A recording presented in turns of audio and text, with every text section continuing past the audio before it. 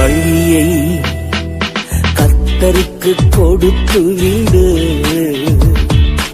அவரையே நம்பியிரு. உன் வழியை கர்த்தருக்கு கொடுத்து விடு, அவரையே நம்பியிரு.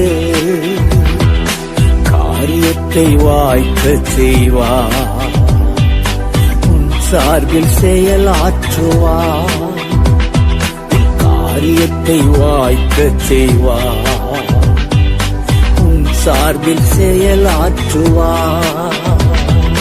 காத்திரு, பொறுத்திரு, கர்த்தரையே நம்பியிரு, காரியத்தை வாய்க்கச் செய்வார், உன் சார்பில் செயலாற்றுவார்.